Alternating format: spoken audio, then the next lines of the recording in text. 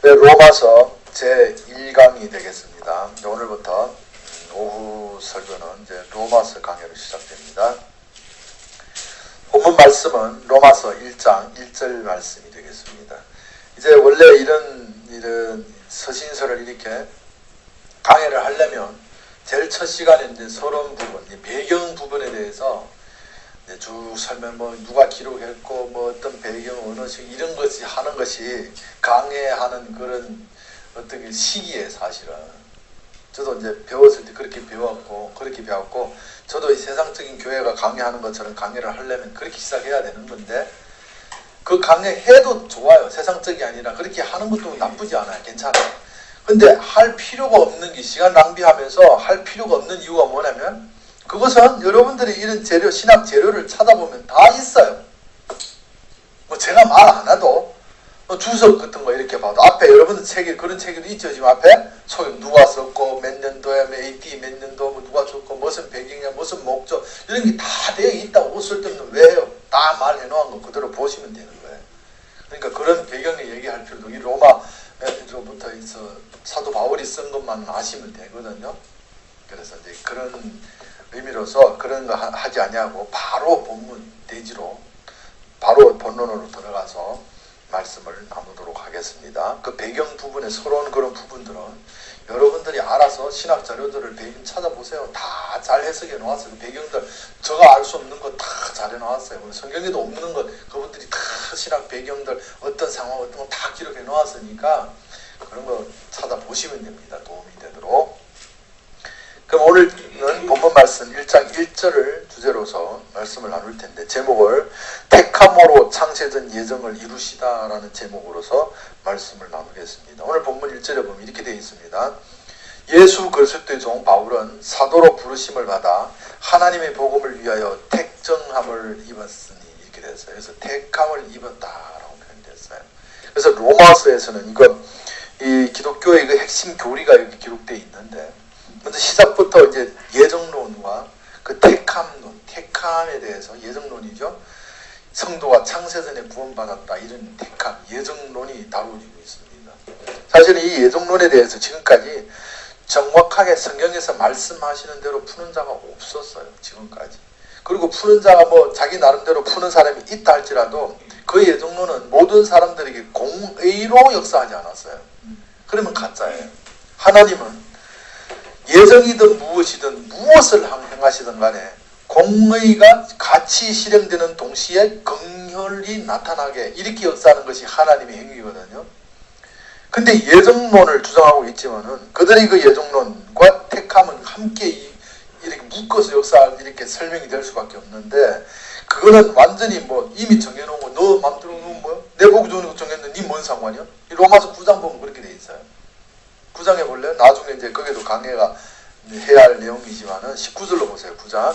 혹 내가 말하기를 그러면 하나님이 어찌하여 허물이시냐? 누가 그 뜻을 대적하겠느냐? 이 사람아, 내가 누구이기에 감히 하나님께 반문하느냐? 지음을 받은 물건이 지은 자에게 어찌 나를 이같이 만들었느냐 말하겠느냐? 이렇게 해요. 이 뭔데?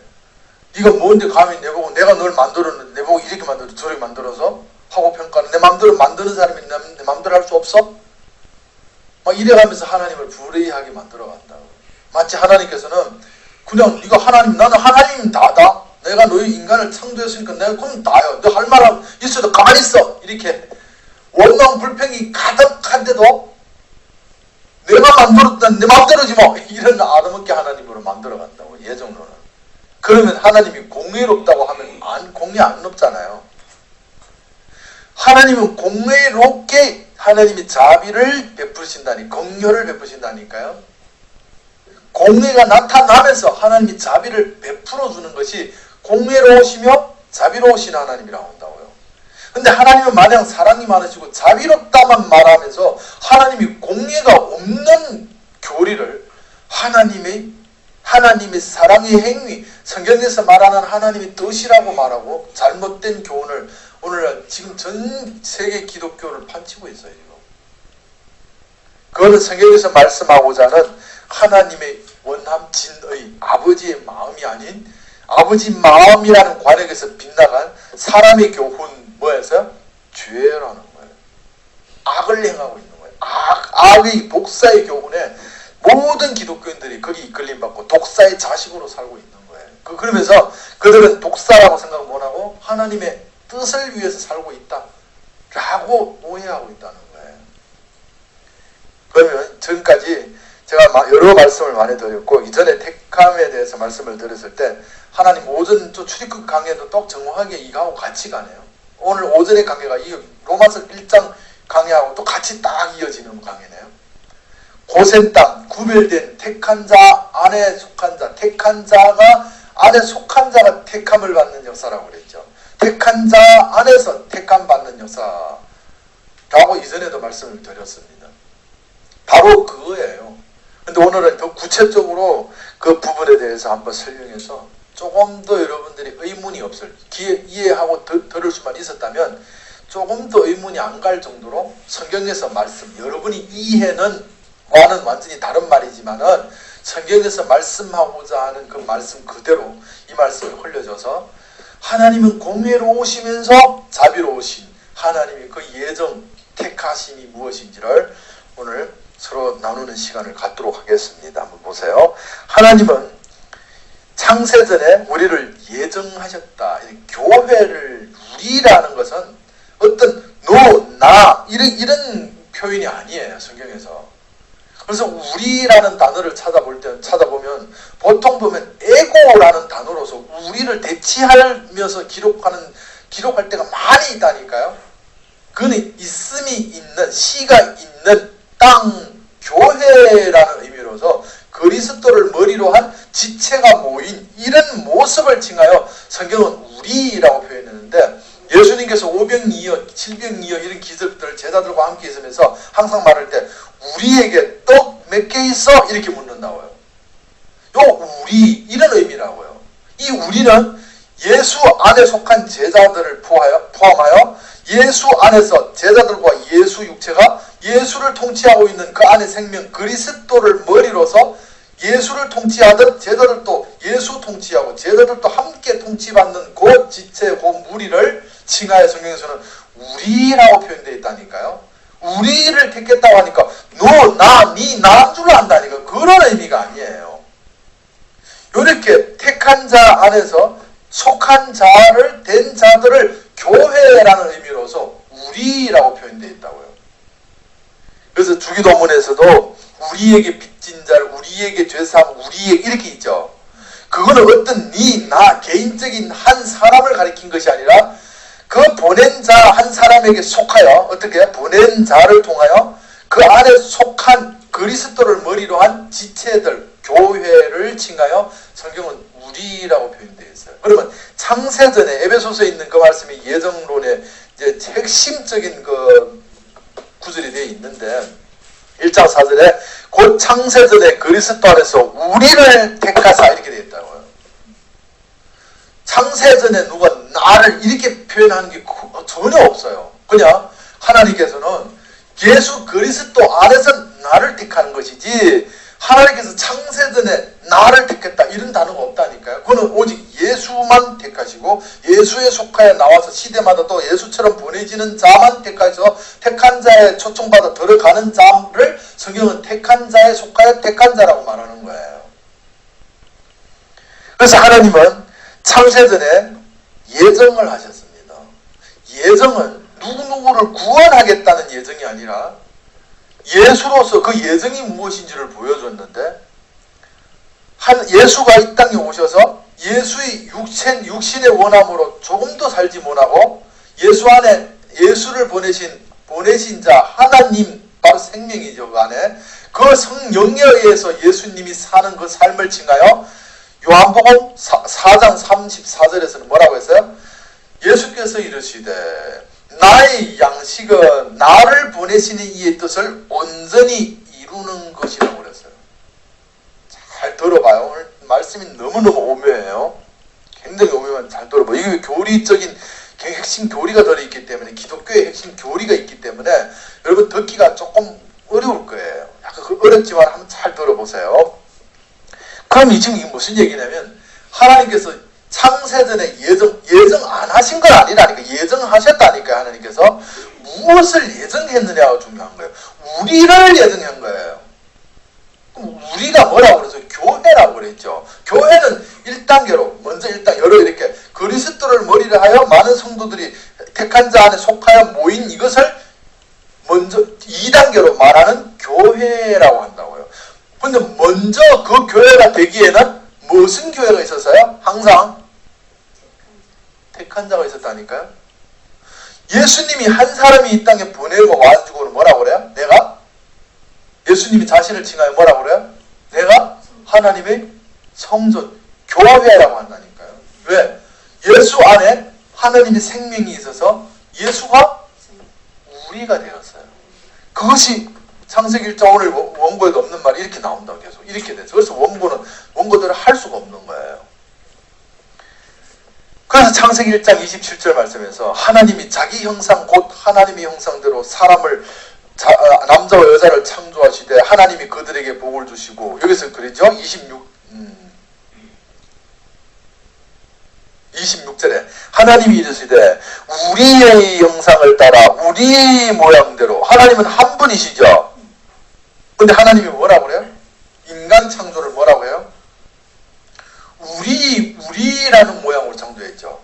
그러면 첫 아담 안에 언약궤가 있어. 언약궤가 아니라 그 뭐죠? 선악 나무를 심어주심을 성경에서는 그걸 우리라고 표현했어요.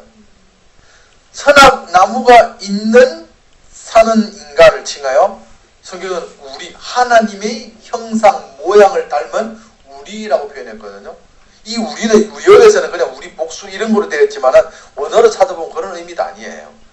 근데 이게 신약으로 와서도 그런 의미로 설명되어지고 있는데 잘 들어보세요. 우리는 하나님의 형상 모양이 우리예요. 그럼 하나님의 형상 모양은 이 땅에 나타나는 인간을 창조하심으로 하나님의 형상이 인간에게서 나타내는 동시에 그 자체를 칭하여 우리로 형상 모양으로 만들어진 인간이라고 표현했다고요. 그 첫 아담은 로마서 5장 12절 말씀에서 뭐라고 그러세요? 오실자의 모형이라고 그랬어요. 그러니까 첫 아담은 누구의 그림자예요? 예수 그림자예요. 그러니까 예수를 칭하여 성경에서는 뭐라고 한다고요? 우리라고 한다니까요. 성전, 교회라고 한다고요. 왜? 그 안에 예수 사람과 하나님의 생명이 뭘 하고 있어요? 함께 하고 있기 때문에 우리가 되는 거예요. 그 우리라는 의미를 에고라고도 많이 기록하고 있는데 있음이 인간 안에 있으니까 인간과 하나님과 함께 임마누엘 하심을 성경은 우리라고, 그걸 교회라고, 성전이라고 해요. 그래서 하나님이 계신 곳을 성전이라고 하는 것처럼 이런 의미로 이것을 창세전에 예정하셨다는 거예요. 잘 봐요. 오늘 말씀이 이거 진짜 이 전 세계 기독교인들이 말하지 아니하는 참된 예정론이 택함론이에요. 하나님이 무엇을 예정하셨다고요? 하나님 생명이 인간 안에 두심을 예정하셨다고. 점점 설명하다 보면 지금 계속 그렇게 나오는데 보세요.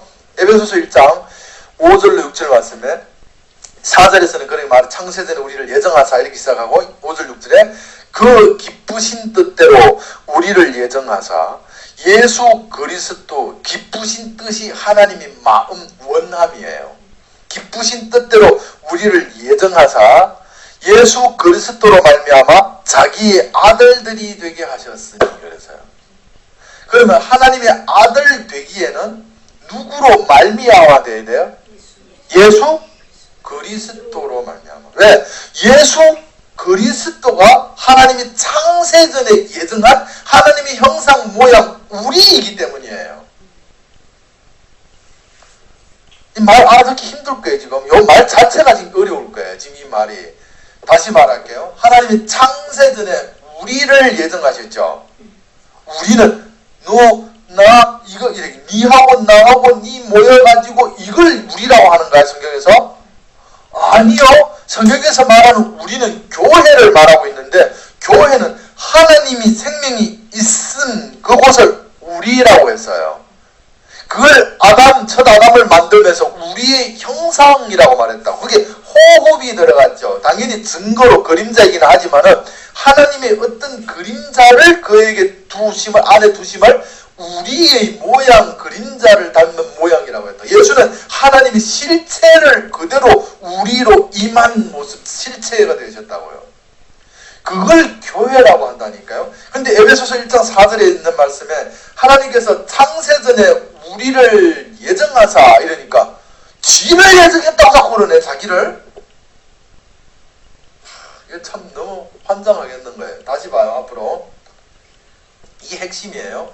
예를 들어서 이걸 뭐 죄송 뭐 덜 게 없네. 이게 하나님의 생명이라고 할게요. 하나님의 생명. 그래서 예수 안에 하나님이 뭐가 있다고 그래? 생명이 있다고 그랬죠. 근데 요한복음 5장에서는 또 뭐라고 그래요? 나를 보내신 이가 내 안에 있다고 그러죠.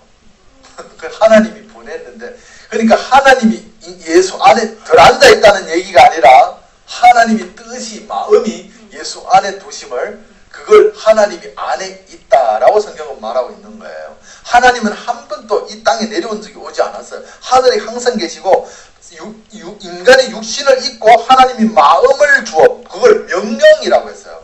말씀을, 약속을, 말을 주어 이 땅에 마리아에게 천사가 오는 것처럼 하나님이 계속 사람이 되어 마음을 받아서 아버지의 마음을, 명령을 가지고 이 땅에 사람으로 보내진 자들을 칭하여 성경은 천사라고 말하고 그걸 예수 아들이라고 한다니까요. 또. 근데 아들이 이 땅에 되어 오면 뭐라고 표현되어 있냐면 천사들보다 우리를 이 성도들을 천사들보다 못하게 하시며 이렇게 표현했어요. 왜? 하나님의 아들 예수가 하나님의 아들이 아니라는 얘기가 아니라 아들인데 먼저 된 열매로 이 땅에 보내졌기 때문에 천사로 부리는 영이 되었다라는 표현을 히브리서 1장에 했어요. 언제 내가 천사들을 아들이라고 했느냐 이런 말이 있다니까요. 그러니까 이전에는 천사는 아들 아니다 막 이래버렸다니까요. 우리는 그렇게 이해한 거예요, 인간으로 보면. 근데 그런 의미가 아니라 성경에서는 천사를 통해서 자기 아들 만들 구원하기 때문에 천사로 보낸 자는 아들이지만은 아들들을 구원하기 위한 본보기, 역시 아들이라니까 본보기이기 때문에 아들이라는 명칭으로서 이 땅에서 살지 않았어요. 왜? 아들인데 이 아들들을 구원하는 심부름꾼, 쉽게 말 추수꾼, 하나님의 대리자로, 하나님의 심부름꾼으로 하나님을 나타내는 통로로 이 땅에 계시되었기 때문에 예수 자신을 칭하여 뭐라고 표현해요? 자기는 이 땅에 섬기는 자 이렇게 표현했다고. 그래서 히브리서에서 보면 잠시 동안에 섬기는 동안에는 아들들보다 어떻게 신분이 더 낮은 거로 천사들보다 아들들은 교회 성도들은 천사보다 신분이 조금 낮은 이유는 능력이 조금 부족한 이유는 왜? 최초로 본을 보임으로 이 땅에 보낸 자로 역사하기 때문에 그렇다라고 말하고 있다니까요. 나중에 다 최후 심판에 이르러서 마지막 단계에 다 잃어버리면 그 천사나 그를 통해서 구원받은 예수나 구원하는 예수나 그를 통해서 구원받은 제자들이나 우리나 그 예수가 같은 형제예요. 조금도 다르지 않는 몸이에요. 왜? 그 예수나 우리나 그 제자들이나 마지막 때는 그 하나님이 예수 안에 그 생명 하나님이 우리를 통치하는 천국에 살고 있기 때문에 우리는 다 그의 백성인데 그걸 성경에서 하나님이 있다 하여 아들이라고 칭해졌다고. 이 우리를 말하고 있다니까. 이 우리 어떤 한 개인적인 어떤 한 사람이 창세전에 바울이 구원받았죠. 그러면 하나님께서 창세전에 우리를 예정하사 그게 창세 예수 그리스도도 오기 전에 바울이 거기 있었다, 예정되었다, 구원받기로 예정되었다 이런 예정이 아니란 말이에요. 이 예정은 하나님께서 기쁘신 뜻대로 우리를 예정했다는 거예요. 우리라는 것은 육체, 어느 육체든지 상관없어요. 어느 육체든지 아담으로 보여줬죠. 육체 아버지의 무엇이 넘겨지면 거기다가 두게 되면 그걸 우리의 형상, 우리의 모양이라고 했다니, 그걸 교회라고 했다니까요. 그럼 하나님께서 이 말을 에베소서 1장 4절 말씀을 더 쉽게 여러분들에게 이걸 이해하려면 아버지의 말씀이 그 뜻대로 이렇게 뜻을 더 살려놓으려면 이렇게 번역하면 훨씬 이렇게 우리말로 번역된 것보다 더 하나님의 뜻대로 그대로 번역됐다고 보면 돼요. 이거 봐요. 여기서 우리라는 단어는 뭐로 기록해 원어로 뭔지는 잘 모르겠는데 봐야 알겠는데 에고가 될 수 있어요. 잘못하면 에고가 맞을 수도 있어요. 아닐 수도 있습니다만 이거는 우리라는 이런 말로 표현될 수 있지만 이건 교회라는 의미라고요.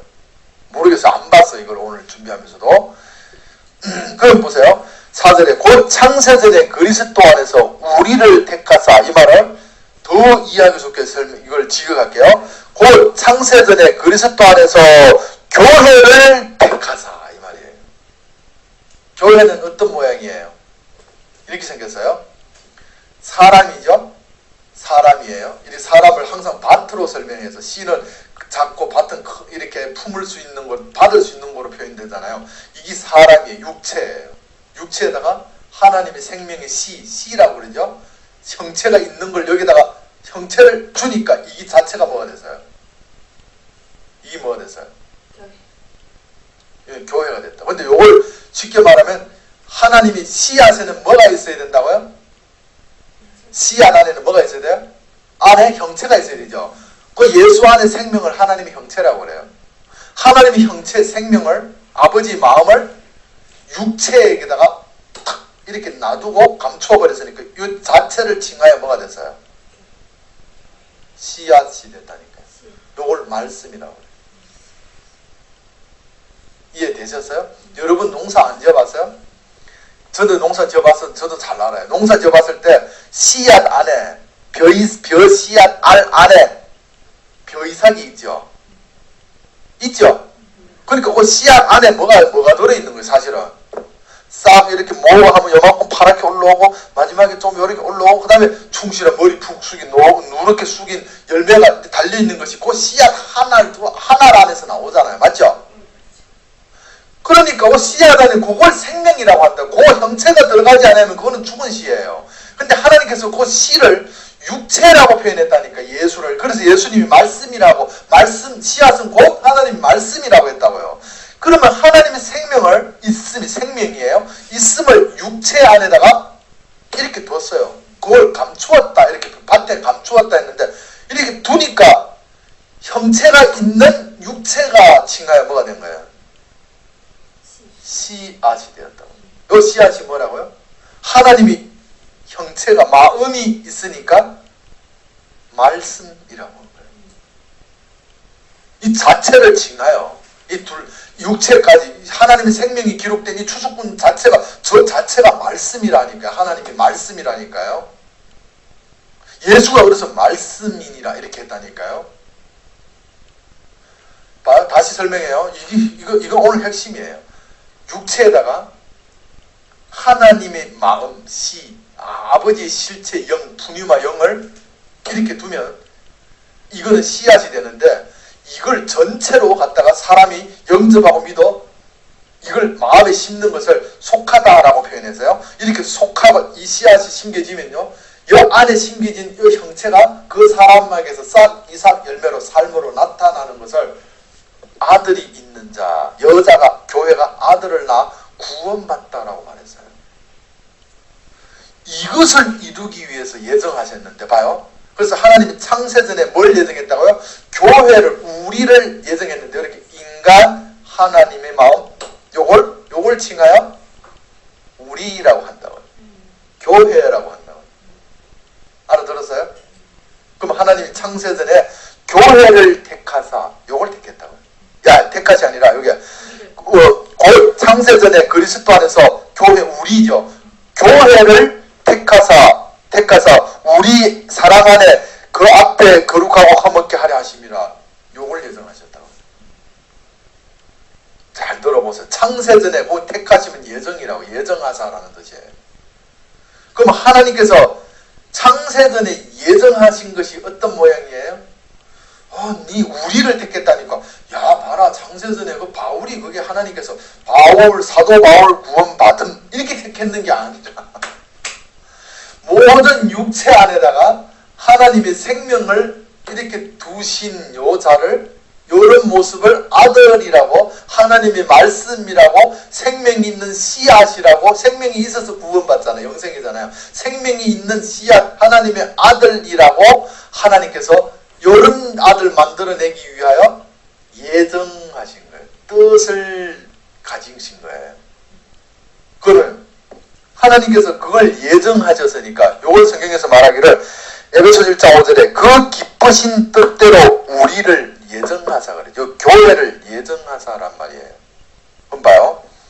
교회를 예정하셨다라는 것은, 교회를 예정하셨다는 것은 하나님의 생명을 육체에 두신 그 모양을 이루어내기, 완성하기 위해 기쁘신 그 뜻을 이루기 위하여 계획하셨다는 거예요.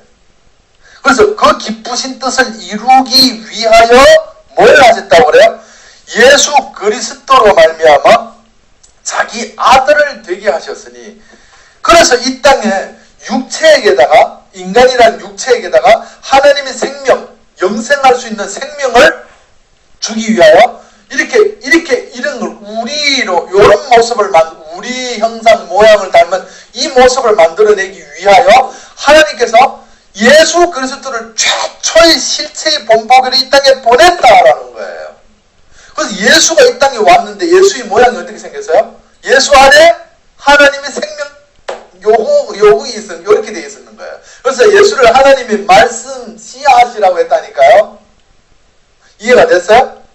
그러면 하나님께서 창세전에 예정 기쁘신 뜻대로 예정하신 것이 뭐예요? 육체에 하나님이 생명이 있는 우리 교회를 예정하신 거예요. 교회 만들려고. 그걸 아들이라고 해요. 왜? 하나님이 씨 있는, 하나님이 계신 육체를 성경에는 아들이라고 하기 때문이에요. 이걸 예정하셨다는 거예요. 이걸. 그래서 이 예정하심을 이렇게 하나님의 생명이 있는 육체, 우리 이 교회를 만들기 위하여 하나님께서 이 시대, 이 신약 시대 최초로, 이전에는 다 그림자였죠. 실체가 아닌 모세 이런 거 다 그 실체의 그림자라고. 이 예정하심을 이루려고 하는 실체가 아닌 그림자로 한 사람 구원자들을 계속 보냈고, 그 다음에는 실체로 최초로 보낸 것이 예수 그리스도라고요.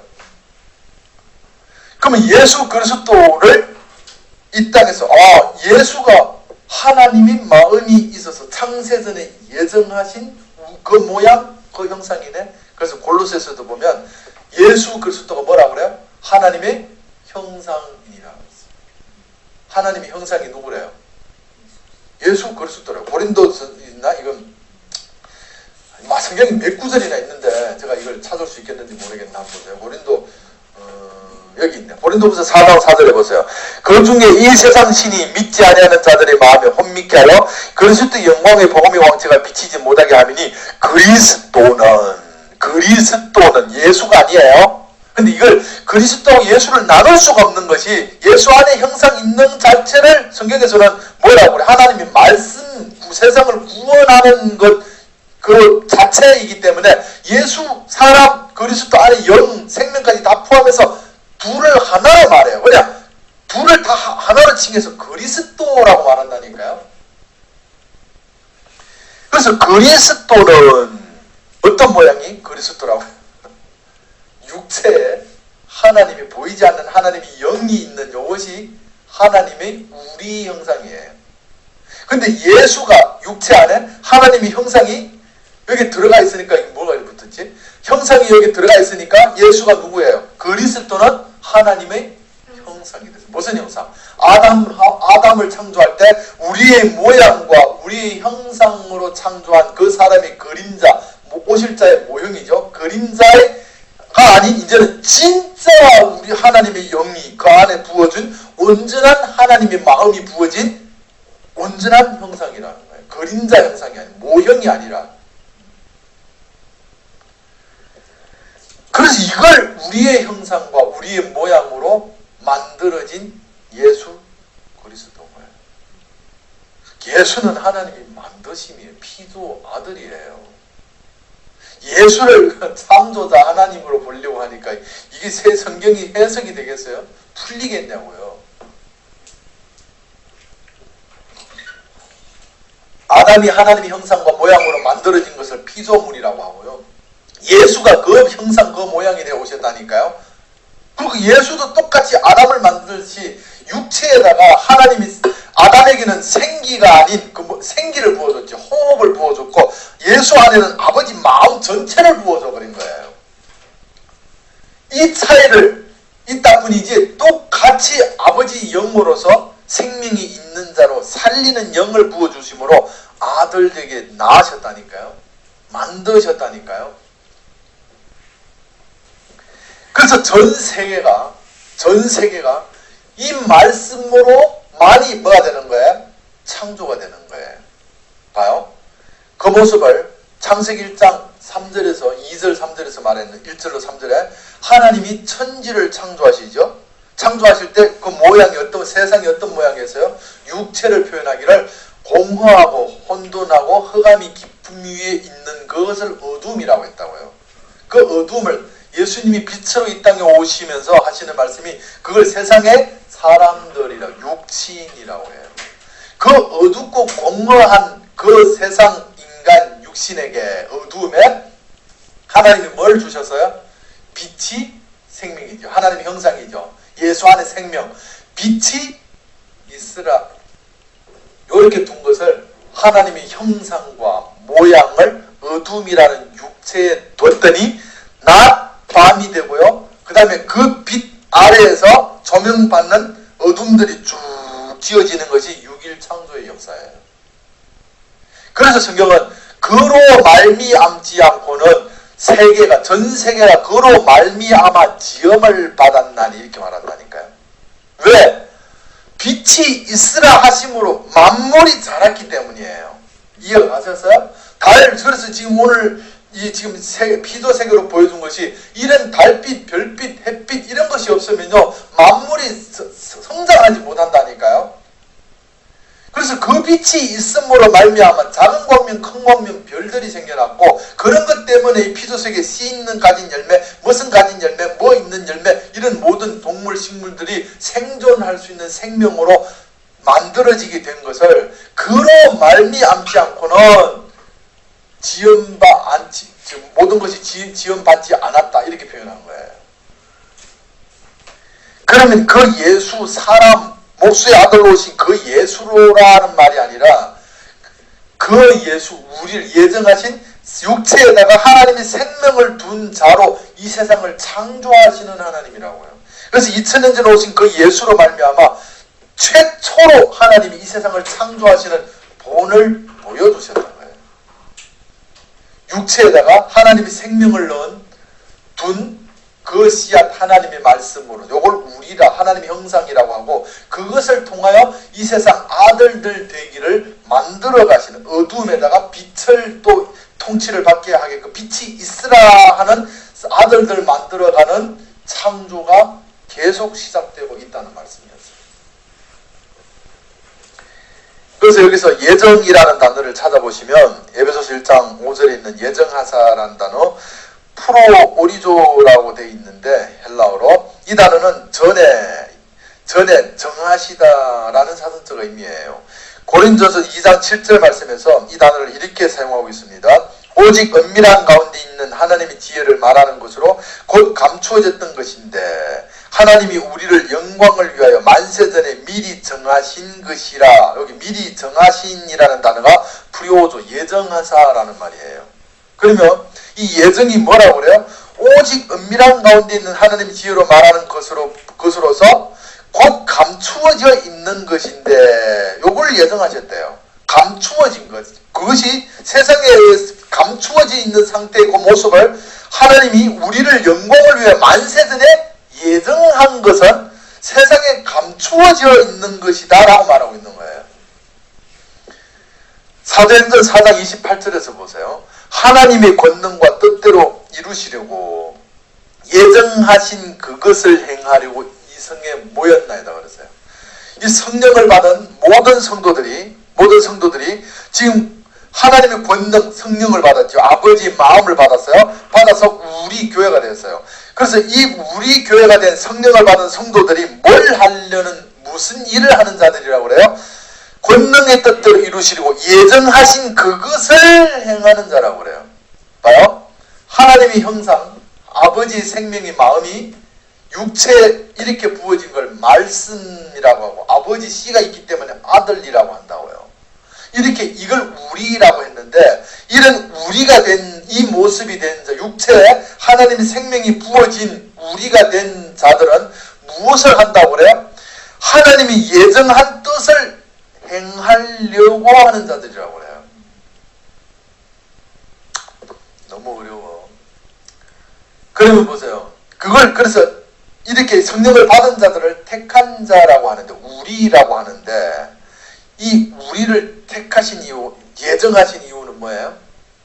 그래서 이렇게 만들려고, 우리가 되려고 예정하셨죠? 그럼 우리가 되게 하신 이유는 뭐예요? 하나님께서 우리 똑같이 육체에다가 하나님의 생명을 주어 우리 되게 하는 그 아들들을 만들어내기 위해서 시대마다 하나님께서 추수꾼으로 택하는 자가 있다는 거예요. 무슨 말 이해되셨나요 지금?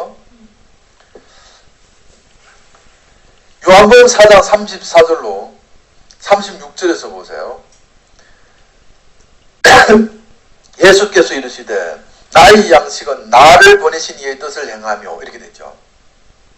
그의 일을 온전히 이루는 것이라 그랬어요. 나의 양식은 일러주는 말이라고 해요. 예수를 통치하고 있는 예수 안에 주인이에요. 생명입니다. 아버지의 마음이에요. 그럼 예수를 통치하고 있는 그 자체, 예수가 이끌리는 삶을 살았는데, 그래서 예수의 그 행위의 삶 자체를 칭하여 말하기를 나를 보내신 이 뜻 뭐예요? 예수를 보내신 이가 뭐예요? 하나님이죠. 그럼 하나님의 뜻이 뭐예요? 창세전에 우리를 예정하심이 아버지 이루려고 하는 뜻이라고 하니까요. 예수는 오셔서 야, 너 나보라 하니까 이것이 하나님의 뜻이야 그랬다고요. 뭐가 하나님의 뜻이에요? 예수 안에 예수라는 육체 안에 아버지 마음이, 생명이 부어져 있는 이 상태, 생명이 있는 이 상태를, 형체를 부어서 우리 하나님의 형상을 이 땅에 나타내는 그 모습으로 이 땅에 보내신 자를 보면 하나님이 너 같은 사람을 만들려고 하신다고? 라고 깨닫는 것이 예수를 통해서 이 세상에 본을 부였다는 거예요. 하나님께서는 이걸 예정하신 거예요. 육체에다가 하나님의 생명을 부어주는 요 우리 하나님의 형상을 모양 닮은 자들을 아들이라고, 이런 아들들을 만들어내기 위하려고 하는 예정하신 것이 하나님의 창세전의 뜻이에요. 근데 예수가 그 모양이 되어왔어요. 되어와가지고 나 예수를 하나님으로 믿으라 한 거였어요? 하나님이 나를 통치하는 걸 믿으라는 거였어요? 예수를 하나님으로 믿으라는 거예요? 예수를 통치하는, 예수 안에 생명을 믿으라는 거예요? 그러니까 예수 안에 나를 통치하는 것이 이 모습, 예수가 나로 살지 못하고 하나님이 나를 사는 것 자체가 예수 육체 안에 아버지 마음이 부어진 창세전에 예정하신 교회, 우리라는 모습이라니까요. 하나님의 우리라고요. 하나님의 형상이 된 하나님과 인간이 임마누엘 하는 우리를 예정하셨다니까요. 아우 힘들어. 이걸 어떻게 해서 알아들었어요? 그래서 하나님의 성령을 받으면요, 우리가 됐죠. 내가 인간들이 모여갖고 우리가 아니라, 그걸 교회라고 하지 않아요. 건물을 교회라고 하는 게 아니라 하나님이 계시면 인간과 함께하는 걸 임마누엘 교회라고 한다니까요. 그래서 예수님 오셔서 말하잖아요. 내가 성전이라고 그러죠. 교회라고 한다니까, 자기를 칭하여. 그래서 이 교회들 하나하나를 건물이라고 그래요. 이 교회가 모다진 것을, 그리스도 통치를 받는 걸 지체라고 했다니까요. 한 몸이라고 했다니까요. 하나님은 이렇게 생긴 그림이, 이럴 때는 칠판이 필요하네요.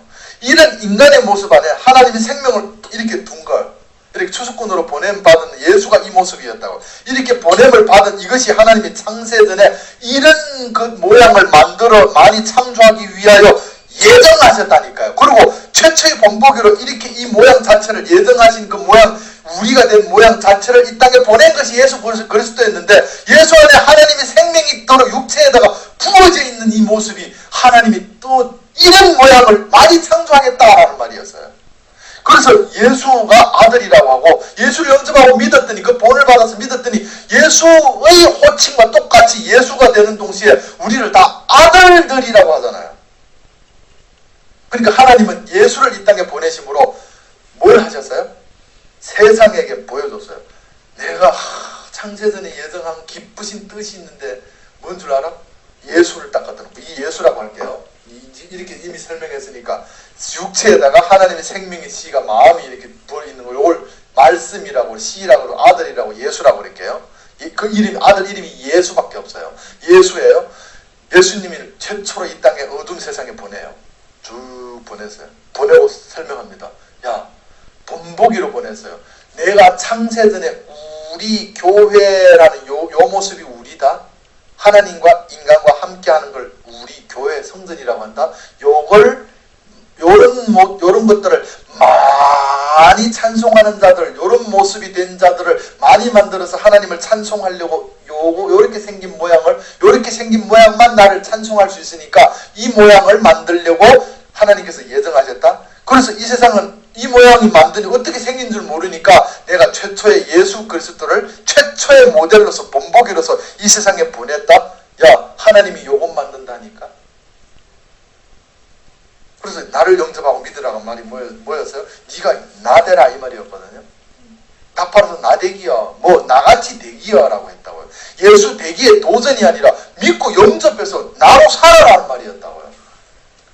그래서 우리가 다 예수처럼 똑같이 된 그 모습, 성령님 아버지 마음이 우리 안에, 예수 안에 부어주듯이, 기름을 한 양 없이 부어주듯이 우리 안에 한 양 없이 부어주게 된 그 모습이 된 자를 창조하기 위하여, 그런 많은 아들들을 만들어내기 위하여 하나님께서 요 모양을 예정했었다는 거예요. 알아들으신 분 손 들어봐. 알아들었어요? 이게 너무 힘들어요. 이거는 사람들이 혼돈할 수밖에 없어요. 이 설교를 또 듣고 또 듣고 또 들어보세요. 그래서 이 예정이라는 단어는, 프로리조라는 단어, 이 말씀은 원의 뜻은 어떤 의미냐면, 당연히 먼저 정하시다는 뜻 맞아요.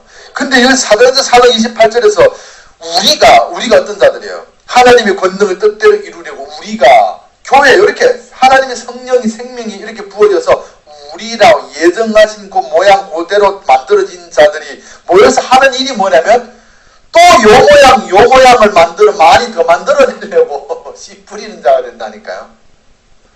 이래, 이거 봤어? 이거 봤어? 이렇게 생긴 거? 야, 이거 요렇게 만들어. 요렇게 만드는 방법, 네가 손으로 뚝딱뚝딱 만드는 게 요거는 하나님이 만들거든. 요렇게 생긴 거는. 요렇게 생긴 거는 인간이 절대 못 만들어. 하나님만 만들 수 있는데, 하나님이 만드는 요렇게 된 모양을 만들어내는 하나님의 방법이, 그거 손재주라 해야 되나? 이 모양을 사람이 못 만드는데 하나님만 만드는데, 하나님이 만드는 그 과정이 어떤 과정인 줄 알아? 네가 요 안에 들어오면 요렇게 생기진다. 이렇게 했어요. 쉽게 말할게요. 예수를 이 땅에, 예수를 예정하, 예수같이 생긴 모양, 육체에다 생명이 부어진 우리를 예정하시고, 그 모양 그대로, 하나님 모양 형상대로 예수를 그 예정하신 그 모양을 실체가 되어 이 땅에 보냈어요. 보내고 예수를 통해서 그러는 거예요. 세상에 선포하는 거예요. 내가 예수와 똑같은 이런 몸을 또 만들고 또 만들고 또 만들고 또 만들고, 왜? 그걸 아들이라고 하기 때문이에요. 또 만들고 많이 만들려고 예수를 너에게 본으로 보였다. 그래서 뭔가를 아들들에게 그러죠. 아빠가 부모들이 시킬 때, 권사님 그 아들이 사장이니까 잘 알겠네요. 직원들에게 그거 줄 때 뭐래? 뭐 어떻게 해요? 본을 한다. 요렇게 만들면 요거 요렇게 딱 만들어 이러죠. 그 본이 되어 오셨다니까요. 그 본. 아니면 밑에 사람들은 어떻게 할 줄 몰라요. 무엇이 어떻게 만들어질 줄 몰라요. 그러니까 이거 어떻게, 요거 전기선에다가 그거 전자 그걸 하니까 요거 꽂아가지고 요렇게 되면 나중에 이런 걸 제품 많이 줄 테니까 요거랑 똑같이 만들어. 라고 그 많은 것을 만들어내기 위하여 최초 하나로 이 땅에 던진 본이 되셨다는 거예요. 이해가 되셨어요? 그래서 예수가 그 예정하신 형상과 모양 우리가 되어 이 땅에 오셔서 본이 되어 오셔서 세상 사람들에게 보여줄 때 내가 우리 된 예수 그리스도가 예수가 우리를 땅에서부터 영차 올라와 이렇게 구원한 게 아니라니까요. 예수가 구원받은 그 예수가 예정된 예수가 십자가에 죽고 부활하심으로써 예수가 하나님에 의해서 구원받는 자신을 이 세상 사람들에게 본으로 보임으로 이렇게 살면 구원받는다라고 보여주신 것뿐이에요. 아유, 알아들은 것 같지 않아요 지금? 그래서 성경에는 택함이라는 단어를 여러 가지로 표현하고 있는 사실은 딱 하나로 봐도 아무 상관없어요. 택함은 오늘 본문에서는 이 택함이라는 단어를 앞호리조라고 되어 있어요. 그리고 또 다른데 여러 가지 있는데 같이 봐요. 상관없어요. 조금 표현만 달라요.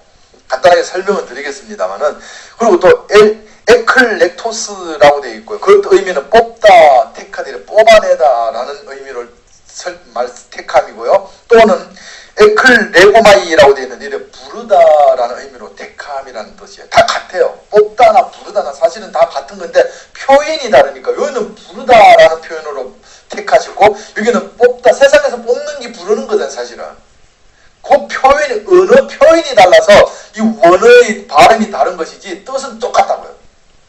그리고 에클로게라는 단어가 있는데 이런 모든 표현들은 다 어떤 의미를 지니고 있느냐면 세상으로부터 구별하다, 세상으로부터 어떻게 뽑아내다, 세상으로부터 부르다 이런 표현으로서 성경은 택함이라고 그래요. 오늘 본문에서도 택함 앞호리조라는 단어를 성경에서 한번 볼게요. 여기 보세요. 먼저 아보리조가 아니라 에클레스 부르다, 부르시다라는 택함을 요한복음 15장 18절로 19절 말씀에 너희가 세상에 속하였으면 세상이 자기의 것을 사랑할 것이나 너희는 세상에 속한 자가 아니요 도리어 내가 너희를 세상에서 택하였기 때문에 세상이 너희를 미워한다. 여기서 세상에서 택하였기 때문에 라는 단어가 너희를 불렀기 때문에 라는 택함이에요. 에클레고마이라고 되어 있다고요. 이 택함으로 불렀기 때문에 요 택함입니다. 그리고 나를 따라오라 요 단어가 에클레고마이 택함이에요. 부르다라는 의미라고요. 그리고 이것을 더 잘 표현해서 이 택함이 도대체 인간을 택하다, 특것이 있는 자들을 택한 자, 구원받는 자로 택하시다라는 의미가 무엇인지를 더 구체적으로 보여준 구절이 있는데 봐요. 먼저 이걸 설명해 뒤에 걸 알아들어요. 봐요. 예수님께서 세상에서부터 우리를 부르시다라고 택하시면 제자들을 불렀죠. 나를 따라오라 이렇게 택했죠. 여기서 그런 택함이 에클레고마이라고 되어 있다고요. 이렇게 불러 나를 따라와 이렇게 불러 이렇게 부르는 거. 불렀심으로 택하시다 이렇게 되어 있어요. 불렀더니 뭐 어떻게 됐어요? 하나님께 택함 받은 제자들이 뭐가 되어버렸대요? 세상에 속하지 아니하는 거로 세상이 너희를 미워함이 되었죠. 그러면 세상으로부터 세상이 아니기 때문에 세상으로부터 미움받는 자가 된 자들을 하나님 예수가 부른 자라고 한단 말이에요. 택한 자라고 한다고요. 근데 예수님께서 요한복음 17장에서 보세요. 내가 아버지의 말씀을 그들에게 주었사매 세상이 그들을 미워하였사오니 이는 내가 세상에 속하지 아니하는 것 같이 그들도 세상에 속하지 아니함이라고 그랬어요. 봐요. 제자들이 세상에 속하지 않아서 세상으로부터 미움을 받는데 그게 예수가 속하지 않았기 때문에 그들이 예수와 같이 되었기 때문에 예수가 세상에서 미움받듯이 그들도 미움받는 택함을 받았는데 이걸 택함 받은 거라고 앞에서 말했는데 이 택함이 그러면 나를 택하사라는 그 택함이 무엇인지를 진짜 너무 쉽게 해석해 줬는데 내가 아버지의 말씀을 그들에게 주었사오매 세상이 그들을 미워하고 세상으로부터 택함 받은 자가 되었다고 그랬어요. 이 말 알아들었어요 지금? 그러니까 앞에서는 요한복음 15장에서는 하나님께서 제자들을 세상에서 불러 택하시면 세상으로부터 미움받게 되는데 여기서는 똑같이 세상에서 미움받는 건데 세상에서 불러 속하지 않았기 때문인데 그 택함을 무엇인지를 보여줬는데 아버지의 말씀을 로고스예요. 예수예요. 하나님이 형체가 있는 말씀 요걸 로고스 우리라고 한다고요. 하나님이 창세전에 예정하심이라고요. 그 모습이 되어 형상과 모양이 되어 인간 눈에 나타난 형상의 모양으로 하나님의 형상과 모양을 나타낸 것이 예수 그리스도 말씀이라고 했다니까요. 그래서 예수 말씀을 그들에게 주기 위해 예수님께서 예수 안에서 말씀하시는 하나님의 흐레오를 계속하셨어요. 봐요. 예수님 자체를 성경은 로고스 말씀이라고 그래요. 그리고 예수를 통해서 예수는 말하지 못하고 누구가 말한대요? 하나님이 말하, 보이지 않는 하나님이 말했죠. 하나님이 예수를 통해서 복음을 말하는 것을 흐레오라고 표현되어 있다고요. 레마라고 되어 있어요. 잘 봐요. 근데 여기서는 내가 아버지의 말씀, 이 말씀은 무슨 말씀이냐면 로고스 말씀을 주셨으니 이렇게 됐어요. 그럼 봐요. 예수가 자신을 제자들에게 주려고 영접하고 믿게 하려고 자기를 영접하고 믿는 것이 말씀이신 예수 로고스를 제자들의 마음에 씨앗으로 심다 주다 디도미가 된 거거든요. 이걸 주기 위해서 무엇을 하셨어요? 하나님이 예수를 통하여 흐레오 하셨다고요. 무슨 말인지 알아요? 예수를 통해서 제자들에게 가리킨 것은 예수였어요. 예수 안에서 말씀하시는 하나님이었어요. 그러니까 봐요.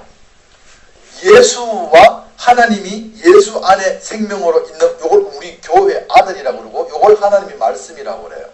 이걸 세상에 있는 젖것이 있는 제자들, 어둠에 있는 자들에게 주기 위하여 받아서 씨앗으로 받아서 디도미하기 위하여 하나님이 이 육체에게 생명을 부어진 그 육체의 입을 통하여 말씀하심으로 양육하니까 이 말씀하시는 그 사람 전체를 말씀 로고스를 제자들이 영접하고 믿어버렸네요. 요 모습을 배와 아버지를 버리고 예수를 쫓은 요 상태를 성경에는 내가 세상에서 너희를 택하였으니 라고 말했어요. 요 택하였다 하는 것은 생명이 있어서 시대마다 최초로 보내진 자를 보내주심으로써 그걸 보고 그걸 사람을 통해 흘려준 이렇게 오늘 하나님이 말씀하고 있는 거예요. 가르쳐 주었더니 말씀을 듣고 배운 자들이 보낸 자 안으로 속해버리는 것을 이 말씀을 로고스 말씀을 흐레오 말씀으로 가르쳐서 로고스된 말씀을 영접하는 자 배와 아버지를 버리고 속한 자, 쫓았더라 하는 자, 예수 안에 속한 자가 되더라. 생명이 있어 육체에 먼저 최초로 보낸 자에게 추수꾼에게 속한 자가 되더라 하는 모습을 말씀을 그들에게 주기 위해였습니다 라고 말한다니까요. 하나님이 예수를 통해서 이 세상에 복음을 전하고 계시는 거예요. 왜? 무슨 복음을 전해요?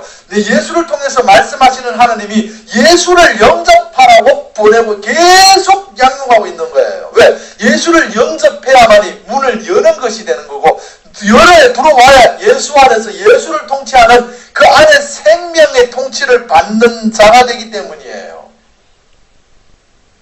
그래서 예수를 통하여 하나님을 보는 것을 성막으로 표현했는데 성막의 휘장이 찢어지는 것을 예수를 영접하다라고 말한다고. 그 휘장이 우리 안에 내가 보고 내가 듣고 내가 연구하여 깨닫게 눈으로 포착된 인간으로 갖게 된 그 교훈, 인간이 이해한 그 교훈을 예수가 그 모양이 되어 오셨다라고 말을 한다니까요.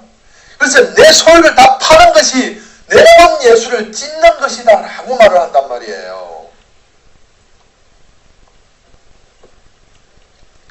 오늘 본문에서 말씀하고 있는 이 택함을 입었나니 이 말은 아포리조라고 되어 있는데 아포와 호리조의 조합이에요. 아포는 부터, 에서, 인하여라는 소유급 전치사입니다. 주어의 단어는. 그리고 호리조라는 단어의 의미는 찾아보시면 표시가 있는 지경 땅이라는 뜻이에요. 표시 있는 지경 혹 또 어떤 정한 땅이라는 뜻이에요. 잘 보세요. 그럼 이거는 무슨 뜻이냐면 오늘 본문에서 보면 이렇게 표현하고 있죠. 본문에서 보세요. 여기서는 이 단어, 이 단어라고요. 하나님이 복음을 위하여 택함을 입었으니 이렇게 됐죠. 이 아포리조예요. 복음을 위하여, 그러니까 이 위하여는 복음을 인하여 복음 때문에 택한 자 되었다라는 말이에요. 이거 잘못 생각하면 복음을 뭐 어떻게 하기 위해서 어떤 아니라 복음 때문에 복음으로 말미암아 복음이 우리 안에 주었기 때문에 뭐가 복음인데요? 육체의 복음이란 말은 무슨 말이에요?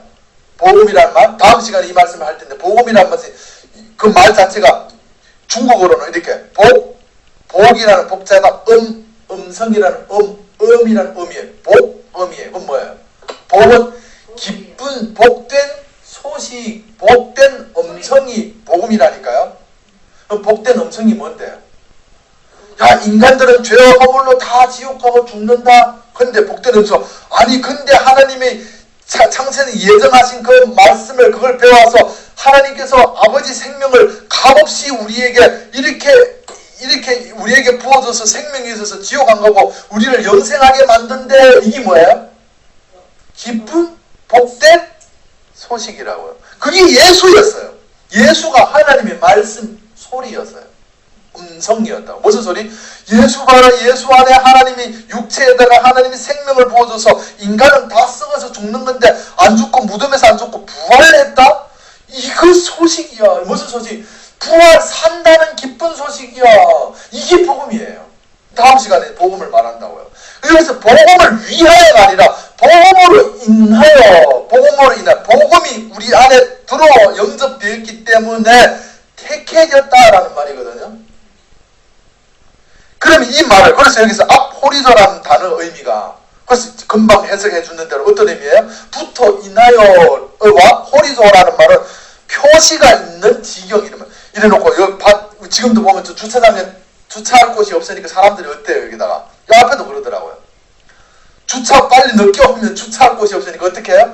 거기다가 막 걸상 갖다 놓고 의자 갖다 놓고 통 2개 갖다 놓고 막 이러잖아요 지금. 그래서 이거는 내 것 이렇게 표시해 놨다고요. 그럼 이 택함이 하나님이 여기에다가 자기 이거는 내 땅 이렇게 표시해 놓은 것을 택함이라고 그래요. 이 호리조라는 말이 복음을 갖다가 봐요. 인간은 땅이죠. 인간은 땅이에요. 지경이라니까요. 호리조는 표시된 땅이라는 표현이라니까요. 그러니까 하나님이 이 인간이라는 땅에다가 밭에다가 하나님이 생명이 성경은 뭐라고 표현? 기름이라고 나오고 또 뭐라고 그래? 피라고 그러죠. 하나님이 피를 땅에다가 확 뿌려놓고 이거는 내 땅 이래놓은 것이 택함이에요. 요걸 우리라고 그래요. 이해 갔어요? 요걸 오늘 본문에서 복음을 나 바울이라는 땅에다 갖다가 피죠. 피가 생명, 하나님의 생명이다. 생명을 피를 영을 준 걸 피를 뿌리다라고 말한다고. 피를 생명을 주다.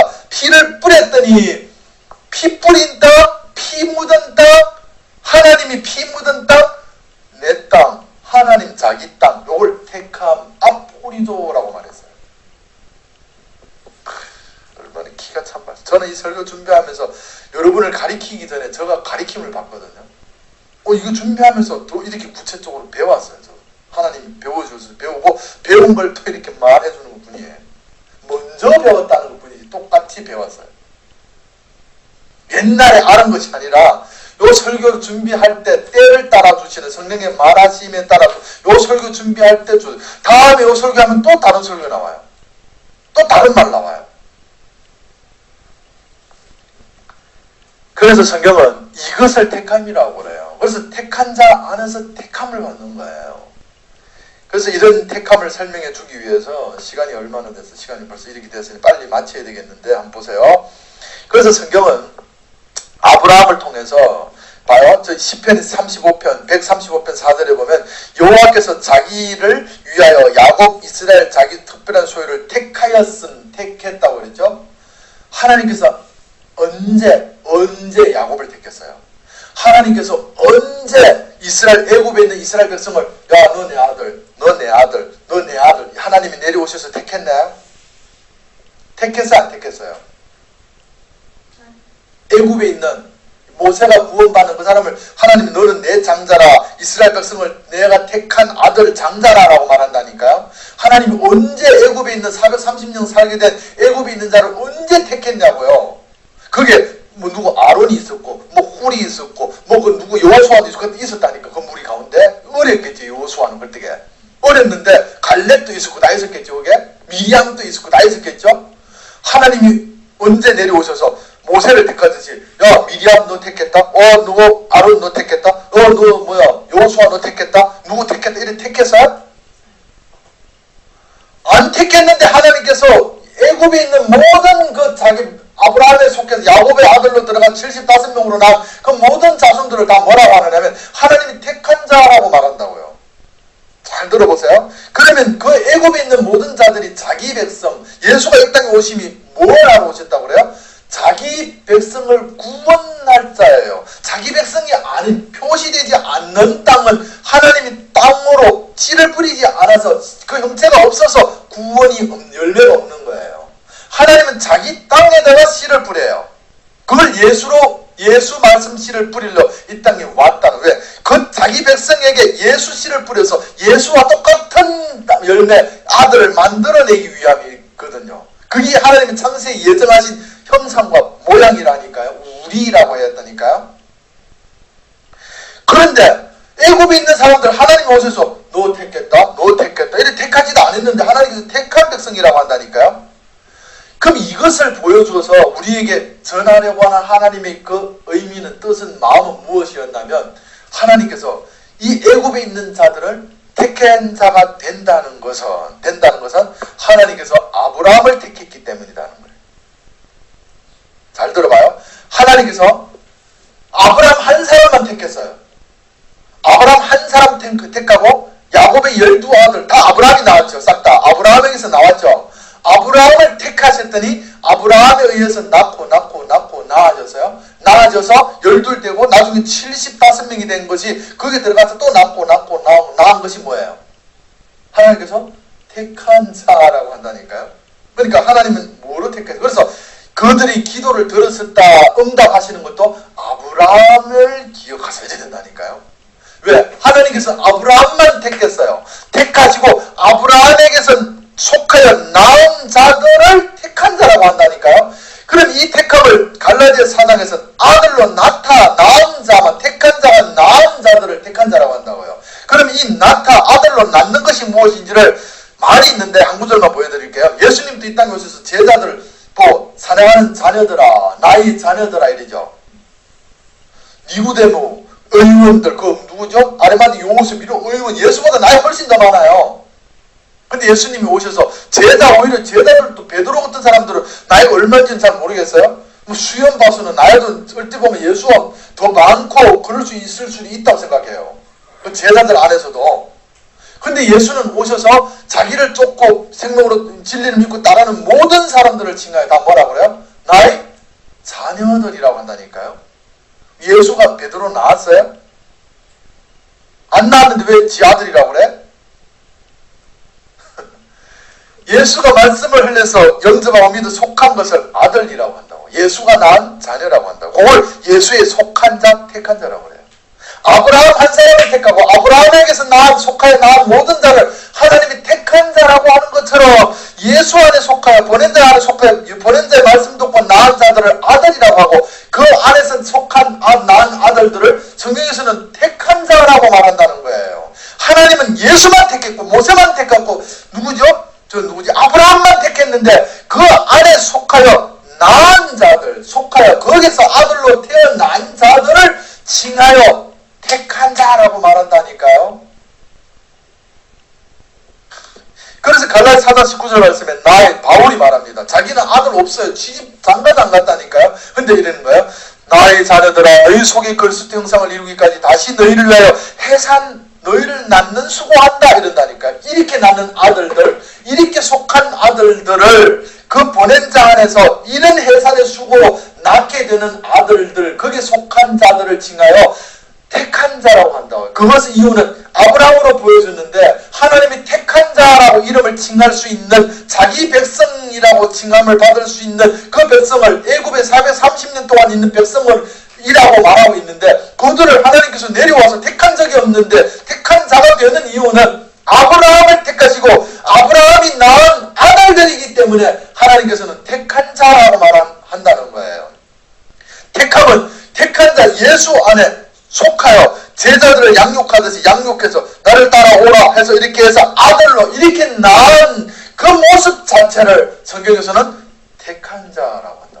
예수라는 말씀이 그들에게 디돔이 된 자를, 디돔, 영접하고 믿어 배와 아버지를 버리고 보낸 자 안에 속한 자를, 속한 그 모습을, 말씀을 주었사오매 세상이 그를 미워하는 택한 자가 되었다. 예수가 낳은 아들이 되었기 때문에, 택한 자의 아들이기 때문에 너도 택한 자가 되는 택함이라는 말씀이에요. 창세라는 단어를 설명하고 오늘 말씀을 마치겠습니다. 에베소서 1장 4절에 곧 창세전에 그리스도 안에서 우리를 택하사 그의 기쁘신 뜻대로 우리를 예정하사 이렇게 표현했죠. 이게 창세라는 단어를 찾아보시면 어떤 의미가 있냐면 이게 온전하다라는 단어도 설명을 다 못했네요. 그리고 여기 시간이 벌써 왜 이렇게 많이 지나갔지 오늘? 골로새서 먼저 봐요. 빨리빨리 봐요. 골로새서 1장 26절 27절 말씀에 이 비밀은 만세와 만대로부터 감추어졌던 것인데 이제는 그의 성도들에게 나타났고 비밀로 감추어졌죠? 요 감추어진 것이 예정하신 하나님이라고, 예정하신 하나님의 뜻이라고 그래요. 고린도서 2장 7절 말씀에 오직 은밀한 가운데 있는 하나님의 지혜를 말하는 것으로 곧 감추어졌던 것인데 하나님이 우리 영광을 위해 만세전에 미리 정하신, 요거 프로오리조 예정하사라고 표현했어요. 하나님이 예정하시면 뭐예요? 이 세상에 나타나면, 하나님의 예정한 이 세상의 형상과 모양으로 나타나면 세상으로 감추어진 모습으로 나타난다 그랬어요. 박태의 보화를 감춘 모습으로 이 땅에 오신다, 보내진다라는 거예요. 예수 그리스도가, 예수 안에 있는 생명, 육체의 생명이 있는 것 자체가 하나님의 예정이었고, 이 세상에 하나님의 예정, 여기 말하고 있잖아요. 우리에게 영광을 위하여 만세전에 예정한 것이라, 뭐예요? 세상에 나타나면 감추어진 모습으로 드러나는 것이 창세전에 하나님이 예정한 자체라는 거예요. 예수가 안에 생명 보화를 가지고 이 땅에 오신 자체, 예수 그 자체가 하나님이 창세전에 예정하신 뜻이에요. 그 예수를 이 땅에 계시하시는, 보내사 계시하시는 이유는 뭐냐면 이 예수와 같은 본을 보여서, 예수를 본을 보여 예수와 같은 아들들을 계속 만들어내기 위하심인데, 예수 같은 아들을 만드시는 하나님의 작업하심, 일하심은, 창조의 그 방법은 예수 안에 들어오게 함으로, 예수 되게 하는 방법으로, 일하심으로 예수 같은 아들 만들어낸다. 예수는 하나님이 창세전에 예정하신 육체의 마음을 부은 우리 교회, 하나님의 모양을 인간의 눈으로 나타내게, 모양을 형상으로 보이게 나타내는 것으로 예정하신 거예요. 이걸 고린도서 말하고 있잖아요. 그걸 감춰온 것이다. 그 감춘 게 뭔데? 예수 안에 그리스도가 감춘 거라니까 그런다니까요. 아유, 이 말씀은 많이 힘들 거예요. 그리고 그래놓고 예수님이 이 땅에 오셔서 내가, 나의 양식은 내가 나를 보내신 아버지의 뜻을 온전히 이루는 것, 완성하죠. 온전하게 되죠. 그래서 마태복음 5장 48절에는 하나님 이름이, 우린 이렇게 안 되면 멸망이에요. 하나님께서 말합니다. 그러므로 하늘에 계신 너희 아버지의 온전한 같이 너희도 온전해. 이렇게.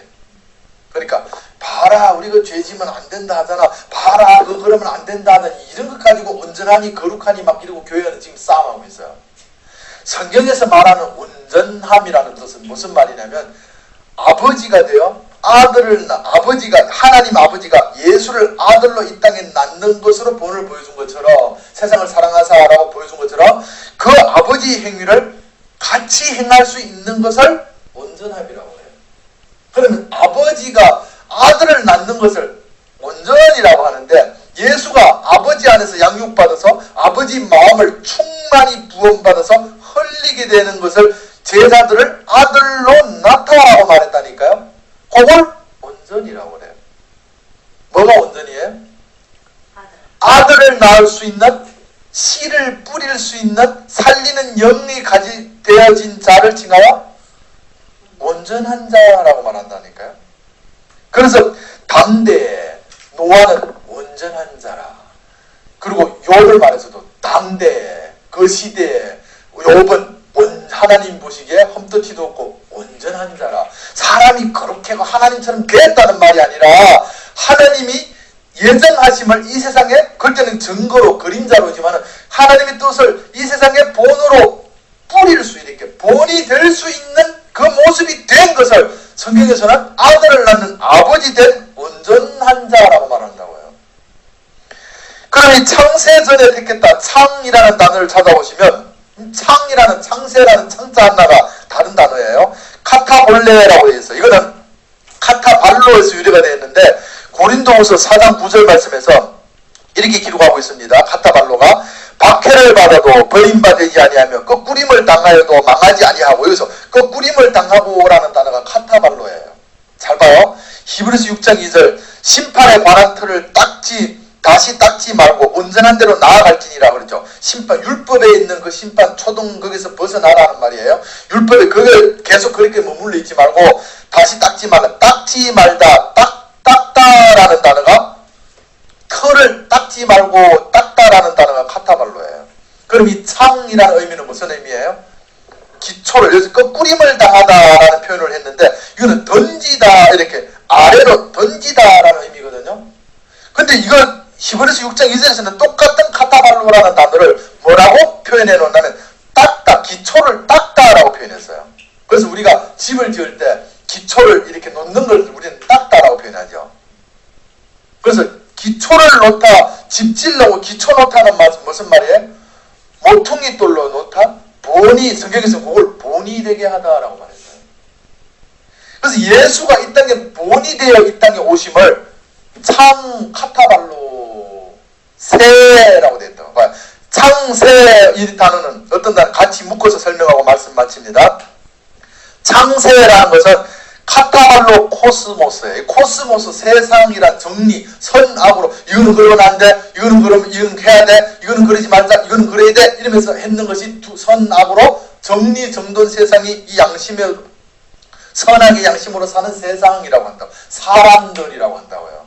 그럼 봐요. 카타발로는 뭐라고요? 위로부터 던져서 여기다가 기초 놓은 것 밑으로 그 꺾꾸림 때림을 당하고 카타발로 던져서 닦아놓은 기초, 본보기 이 말이에요. 그럼 봐요. 창세는 인간이라는 세상에 하늘로부터 하나님이 씨앗을 던져서 본으로 예수 그리스도를 이런 아들을 만든다라는 모퉁이돌 기초를, 본보기를 너희 안에 말씀으로 디돔이 던져, 씨앗으로 던져 두었더니 너희 안에 하나님이 던진 씨앗이 기초로 닦였네. 여기 창세라는 뜻이에요. 그러면 하나님이 창세전에 예정하신 우리의 모양을 하늘의 씨앗으로 우리 안에 던져서 인간이란 땅 안에 기초로 놓여준 요것을 영접하고 믿었으니까 뭐가 돼? 우리가 예수 됐죠. 똑같이 예정하신 하나님 형상 모양을 가진 그 모양이 되어버렸죠. 아들. 이것을 창세 전에 예정한 거야 라고 말한다고. 택하사, 이 길 택했다고 하는 거예요. 그래서 뭐가 택했다고요? 하나님이 본이 되는 최초의 본 씨앗을 너희에게 던져서 기초의 본보기가 되는 것을 너희 안에 던져 놓아서 너희 삶의 본보기 기초가 되어서 모퉁이 돌이 되어버린 것을 뭐라고 한다고요? 창세전에 이걸, 그 모습을 예정했다 라고, 택했다, 이걸 택한 자라고 하는 거야 라고 말해요.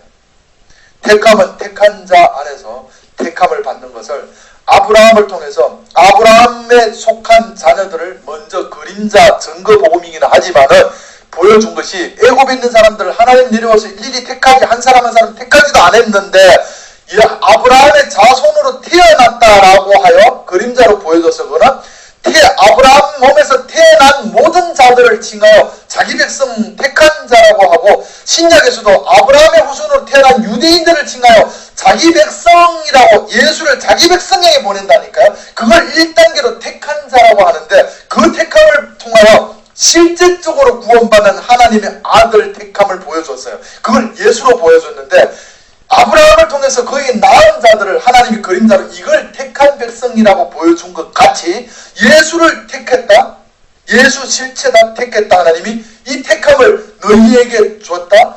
그 예수를 영접하고 믿어 낳은 아들들, 그 예수에 속하여 자녀로 태어난 모든 자들을 성경에 하나님은 아브라함에 속한 자를 택한 자로 본을 보여주듯이 예수의 인간적인 낳는 아들이 아닌 말씀으로 주어서 하나님이 말씀하심으로 예수 로고스를 너희가 영접하고 믿어서 소유를 팔아 영접하고 믿어서 말씀이 디돔이 되는 것으로서 아들을 낳은 예수로 자녀들아 라고 해상하는 수고로 낳은 아들들이라 교회가 낳은 여자가 낳은 아들들이라 라고 칭해서 거기에서 낳은 아들들을 뭐라고 한다고요?